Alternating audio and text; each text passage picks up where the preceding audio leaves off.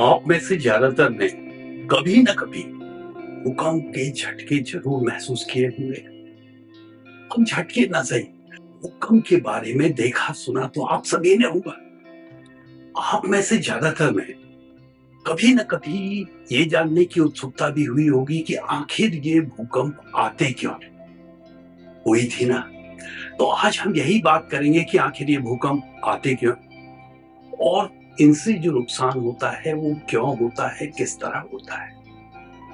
परंतु आगे बढ़ने से पहले चैनल को लाइक, शेयर और सब्सक्राइब जरूर करें।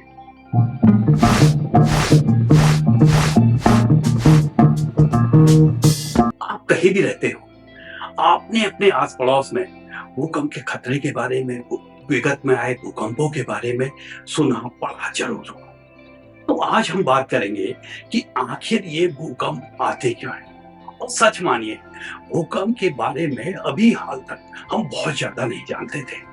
हम भूकंप से कहीं ज्यादा दूसरे ग्रहों के बारे में जानते हैं। और अगर भूकंप के कारणों की बात करें तो 1906 में 18 अप्रैल 1906 को सुबह 5 बजे के आसपास सैन फ्रांसिस्को में एक भारी भूकंप आया, जिसका मैग्नीट्यूड रिक्टर स्केल पे 7.9 के बराबर था।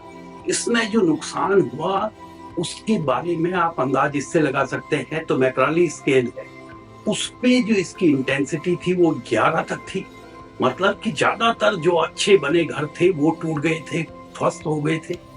और सबसे बड़ी बात, इस भूकंप को, सैन फ्रांसिस्को भूकंप के बाद लगी आग के लिए जाना जाता है। इसमें जितना नुकसान भूकंप से नहीं हुआ उससे कहीं ज्यादा नुकसान आग के कारण हुआ। कई दिनों तक भूकंप के बाद ये आग बुझाई नहीं जा सकी और इस भूकंप में 30,000 के करीब लोग मारे गए। इस भूकंप के बाद एक वैज्ञानिक हुआ करते थे, हेनरी फील्डिंग रीड।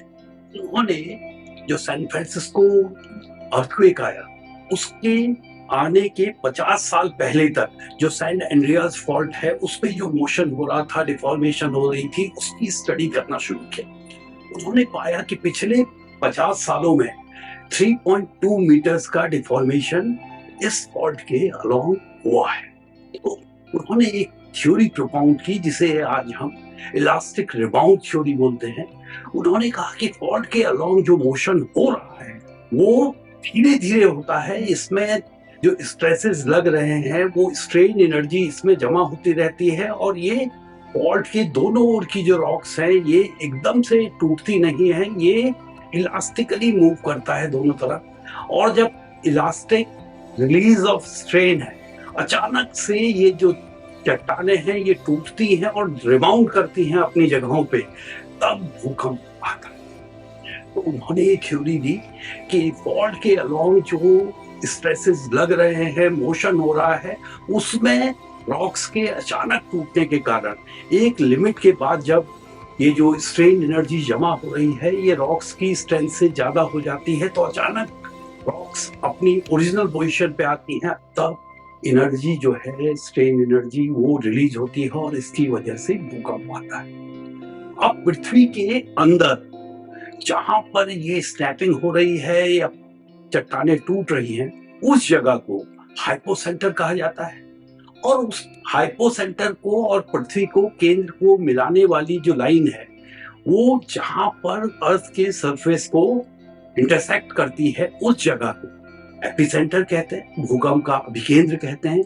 और ये अभिकेंद्र हाइपोसेंटर से सबसे नजदीक होता है, तो यहाँ पर एनर्जी ज्यादा रिलीज होती है, यहाँ पर नुकसान की संभावनाएं ज्यादा होती है। और जैसे जैसे हम एपिसेंटर से दूर जाते हैं नुकसान कम होता है।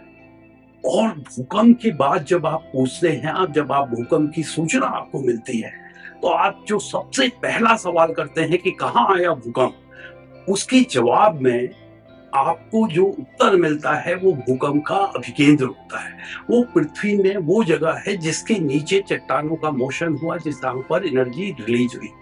और जो नुकसान होगा वो डिपेंड करेगा कि कितनी एनर्जी रिलीज हुई और पृथ्वी से कितनी डेप्थ पर रिलीज हुई।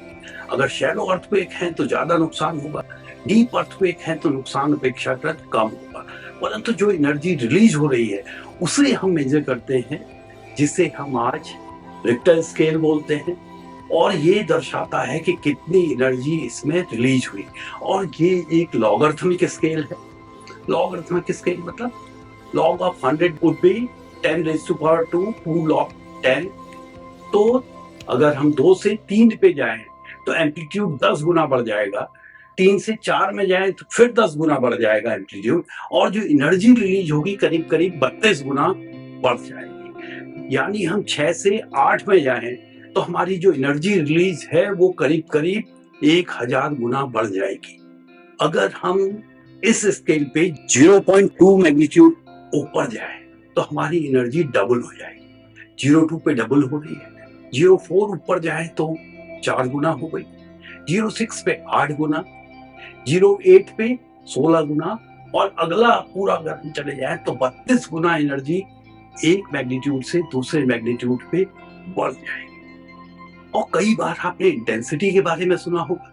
इंटेंसिटी का तात्पर्य है कि कितना नुकसान हुआ या भूकंप के प्रभाव कितने हुए, और इसे हम मैक्राली स्केल में नापते हैं। एमएमआई स्केल आपने सुना होगा। जैसा कि हमने कहा कि जो मैग्नीट्यूड नापने का स्केल है या परिमाण नापने का स्केल है वो रिक्टर स्केल है, उसकी कोई अपर या लोअर लिमिट नहीं है। ये एक लॉगरिथमिक स्केल है। इसके विपरीत जो इंटेंसिटी नापने का स्केल है ये बड़ा सब्जेक्टिव स्केल है। हम ऑब्जर्व करते हैं कि कहाँ पे किस तरह के प्रभाव पड़े, कहाँ पे बिल्डिंगें एकदम ध्वस्त हो गई, कहाँ पे लोगों ने महसूस किया, कहाँ पे नहीं किया, और उसके आधार पे बताते हैं कि कितनी इंटेंसिटी थी। और ये जो मैक्रोली स्केल है इसे हम रोमन न्यूमरल्स में लिखते हैं 1 से 12 तक। अगर इंटेंसिटी 1 है तो कुछ ही लोग उसे महसूस कर पाएंगे। इंटेंसिटी 2 है तो कुछ लोग जो कि भवन के ऊपर की मंजिलों में है वो उसे महसूस कर पाएंगे, और असली डैमेज जो इसमें शुरू होता है वो 5 से शुरू होता है। और अगर हम 11 पे देखें तो 11 पे जो अच्छे बने भवन है वो डैमेज हो जाएंगे, और 12 पे लैंडस्केप चेंजेस। तो हमने बात की कि भूकंप क्यों आते हैं। भूकंप इलास्टिक रिबाउंड के कारण आते हैं। जो हमारे फॉल्ट्स हैं उनके अलोंग जो मोशन हो रहा है उसकी वजह से जो एनर्जी जमा हो रही है वो अचानक रिलीज होती है, उसकी वजह से अर्थक्वेक आते हैं। जहां पर ये चट्टानें टूटती हैं उस जगह को हाइपोसेंटर, उसके वर्टिकली ऊपर जो जगह है उसे हम एपिसेंटर बोलते हैं। जो हम एनर्जी रिलीज की बात करते हैं वो हम रिक्टर स्केल में नापते हैं, और रिक्टर स्केल में जो एनर्जी है वो हर जगह बराबर रहेगी। हम कहीं भी नापें एनर्जी अगर एक्स रिलीज हुई है तो वो सब जगह एक्स होगी, परंतु इसके जो प्रभाव हैं जो हम इंटेंसिटी की बात करते हैं मैक्रोली स्केल में वो दूरी बढ़ने के साथ कम होता जाएगा। ठीक वैसे ही जैसे एक बल्ब की बात करें, 60 वॉट का बल्ब जल रहा है, हम कहीं से भी ऑब्जर्व करें वो 60 वॉट का ही रहेगा, परंतु जैसे जैसे हम उससे दूर जाएंगे उसका ल्यूमिनेसेंस, उसकी जो रोशनी है कम होती जाएगी। ठीक इंटेंसिटी की तरह है। इंटेंसिटी अभिकेंद्र से जैसे जैसे दूर जाएंगे कम होती रहेगी, मगर मैग्नीट्यूड उतना ही रहेगा। तो यहाँ की गई बातें अगर आपको अच्छी लग रही हैं, इससे कुछ फायदा हो रहा है तो हमारे साथ बने रहिए। चैनल को लाइक कीजिए, सब्सक्राइब कीजिए, शेयर कीजिए। धन्यवाद।